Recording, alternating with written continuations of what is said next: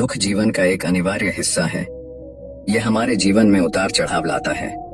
हर कोई अपने जीवन में किसी न किसी रूप में दुख का अनुभव करता है। दुख हमें अंदर तक हिला देता है, लेकिन यह याद रखना महत्वपूर्ण है कि दुख हमेशा के लिए नहीं रहता। जैसे मौसम बदलता है, वैसे ही दुख भी आता है और जाता है।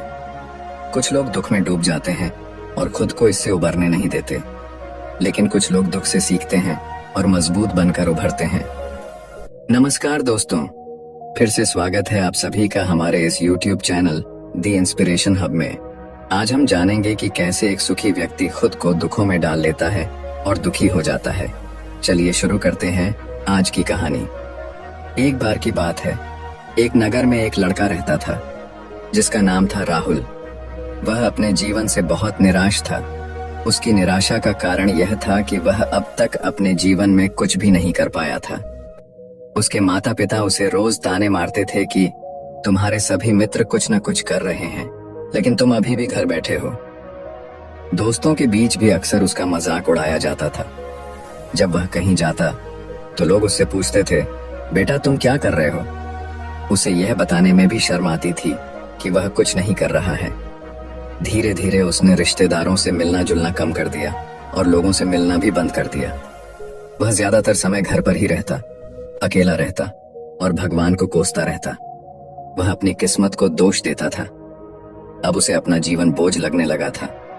कभी कभी वह सोचता कि कब वह कुछ करने के योग्य बनेगा, और फिर वह सोचता कि जिंदा रहने से अच्छा मर जाना ठीक है। एक दिन वह अपने नगर की एक गली से गुजर रहा था।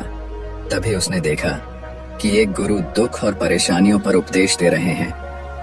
वह भी इस भीड़ में सबसे पीछे बैठकर गुरुजी के प्रवचन सुनने लगा।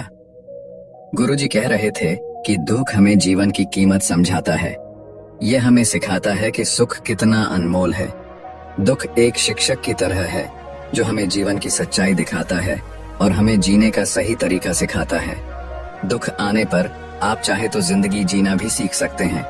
आप चाहे तो कुछ भी हासिल कर सकते हो, और अगर चाहे तो एक कोने में बैठकर रो सकते हो। इन सभी बातों को राहुल ध्यान से सुन रहा था, लेकिन गुरुजी की ये बातें उसे पसंद नहीं आईं। उसने खड़े होकर कहा, कुछ भी सीखने से दुख दूर नहीं होता है, इसमें केवल दर्द होता है। दुख की पीड़ा अनंत है। ऐसा लगता है कि इसके बाद कुछ होने वाला नहीं है। इससे कुछ भी फर्क नहीं पड़ता है। इसके सामने तो मौत भी छोटी लगती है। तब गुरुजी ने कहा, बेटा तुम्हारा दुख क्या है? राहुल ने उनके सामने अपनी सारी व्यथा सुनाई और गुरुजी से पूछा, मेरे इन दुखों का क्या समाधान है? ये सुनकर गुरुजी मुस्कुराए और बोले, तुम उसी दिन मेरे पास आना जब तुम्हारे जीवन में वास्तविक दुख आए। मैं तुम्हारी समस्या का समाधान अवश्य करूंगा। यह कहकर गुरु वहां से चले गए। राहुल ने सोचा, क्या ये मेरा दुख नहीं है तो क्या है? मैं जिस दर्द से गुजर रहा हूं वो असली दुख नहीं है क्या? मेरा दुख कोई नहीं समझ सकता। जब माता पिता नहीं समझते तो भला ये गुरु क्या समझेंगे? दुखों से व्यथित होकर राहुल ने एक फैसला लिया कि अब वह कुछ करेगा। उसने एक छोटा व्यवसाय शुरू किया, पर उसे सफलता नहीं मिल रही थी। लेकिन उसके घर वाले खुश थे कि वह कुछ कोशिश कर रहा है। वह अपने व्यवसाय में लगा रहा और धीरे धीरे उसे सफलता मिलने लगी। फिर उसने रफ्तार पकड़ी और केवल 3 साल के अंदर ही वह एक बड़ा बिजनेसमैन बन गया। अब राहुल के आसपास ऐसे कई लोग थे जो उसकी परवाह करते थे, जो उससे प्यार करते थे। अब उसके परिवार के सदस्य भी उसकी तारीफ करते करते थकते नहीं थे। दिन प्रतिदिन उसके मित्रों की संख्या बढ़ती जा रही थी। अब वह अपनी जिंदगी से बहुत खुश था। उसके कुछ दोस्तों ने उसे सलाह दी, जब तुम एक बड़ा बिजनेसमैन बनकर बहुत खुश हो तो सोचो तुम्हें कितनी खुशी होगी अगर तुम इस शहर और इस राज्य के सबसे बड़े बिजनेसमैन बन जाते। कितने लोग आपसे जुड़ना चाहेंगे। लोग तुम्हारे आगे पीछे घूमेंगे। तुम्हारी कितनी बड़ी ख्याति होगी, और स्वयं राजा भी आपसे दोस्ती करना चाहेंगे। जरूरत पड़ने पर आपसे पैसे भी उधार लेंगे। दोस्तों की यह बात राहुल के मन में बैठ गई। अब वह और पैसे कमाने की कोशिश करने लगा, लेकिन उसे यह सब बहुत ही जल्दी चाहिए था। वह समय बर्बाद नहीं करना चाहता था। वह अधिकांश समय इन चीजों को प्राप्त करने में लगाने लगा। इसलिए वह ऐसे काम करने लगा जो सही नहीं थे। उसने पैसे उधार लेना शुरू कर दिया। अपने दोस्तों से पैसे की मंत्र और अधिक मुनाफा कमाने के लालच में वह अपने माल में मिलावट करने लगा। उसने अन्य व्यापारियों के खिलाफ भी साजिश रची और उन्हें धमकाया। जैसा उसके दोस्त कहते थे वैसा ही करता था। वह इन तरीकों से ज्यादा पैसा कमा रहा था, पर अब उसके जीवन में पहले जैसा चैन नहीं रहा। उसकी मानसिक शांति गायब हो गई थी और वह रात को सो नहीं पाता था। वह विचारों में रहता था। वह सब कुछ कर रहा था, पर उसे किसी चीज में सुख नहीं मिल रहा था। एक दिन राहुल अपनी गाड़ी से कहीं जा रहा था। तभी रास्ते में उसे गुरु का आश्रम दिखाई दिया। वह गुरु के पास जाकर बोला, गुरुजी, आपने मुझे कहा था जब कभी जीवन में सच्चा दुख आए तो चले आना। अब मैं बहुत दुखी हूं। मेरी नींद हराम हो गई है, मुझे कहीं भी शांति नहीं मिल रही है।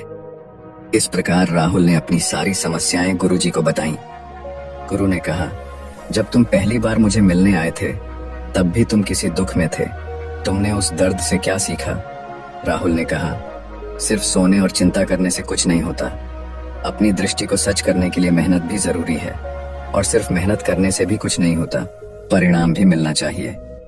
जब आपको लगे कि आपका लक्ष्य हासिल नहीं होने वाला है, तब राह में चाहे कितनी भी मुश्किलें आएं, मन कितना भी निराश क्यों न हो, खुद पर आत्मविश्वास करना चाहिए कि मैं जो भी कर रहा हूं उसमें अवश्य सफल होऊंगा।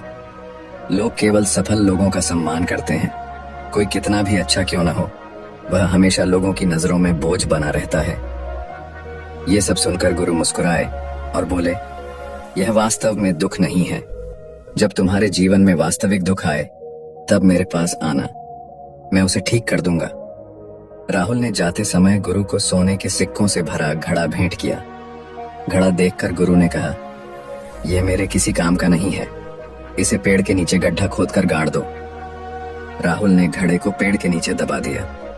जैसा कि गुरु ने बताया उसने वैसा ही किया और वहां से चला गया। कुछ दिनों तक उसका कारोबार ठीक चल रहा था, लेकिन व्यापार के गलत तरीकों के कारण धीरे धीरे उसे व्यापार में घाटा होने लगा। उसकी सारी दौलत धीरे धीरे खत्म होने लगी और एक दिन ऐसा भी आया जब उसके पास कुछ भी नहीं बचा और उस पर कर्ज का बोझ चढ़ गया। परंतु वह निश्चित था, क्योंकि उसने सारा कर्ज अपने दोस्तों से लिया था। उसने सोचा था कि उसके दोस्त बुरे वक्त में उसके साथ खड़े रहेंगे, लेकिन ऐसा कुछ नहीं हुआ। जैसे ही बुरा वक्त आया, दोस्त पहले उससे कर्ज मांगने लगे। अगर उसने कर्ज नहीं लौटाया तो उन्होंने उसे जान से मारने की धमकी भी दी।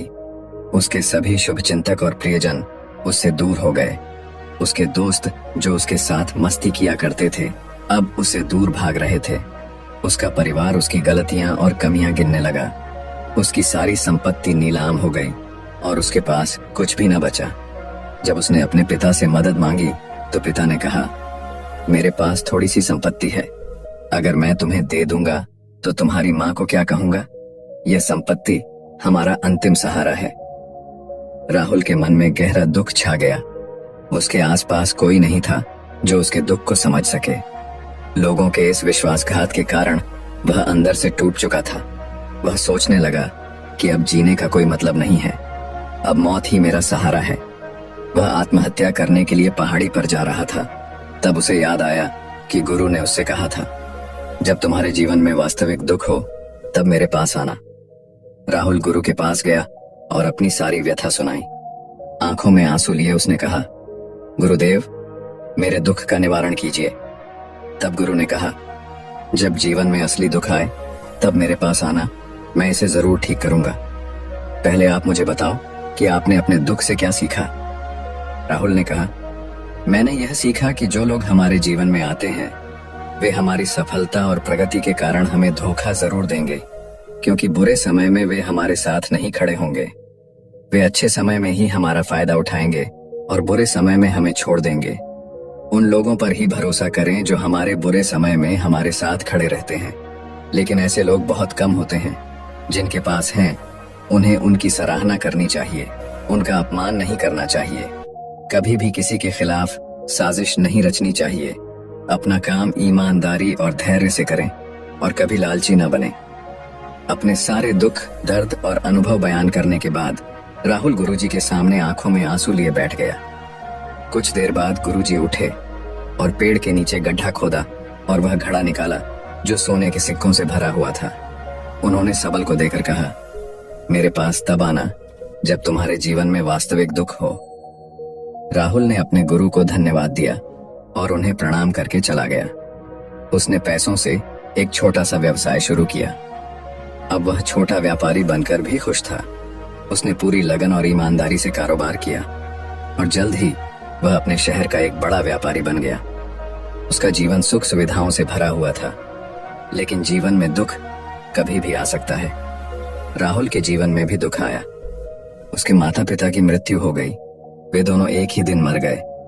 राहुल अपने माता पिता से बहुत प्यार करता था, इसलिए उनके निधन से उसे गहरा सदमा लगा। उसने अपने माता पिता का अंतिम संस्कार किया। शव जलते हुए देखा तो उसका मन बेचैन हो उठा। उसके मन में कई सवाल उठने लगे। वह घर वापस आ गया। उसने अपने माता पिता के घर और संपत्ति को देखा, जिसके लिए उसके पिता हमेशा लड़ते रहे। आज वह खाली पड़ा है।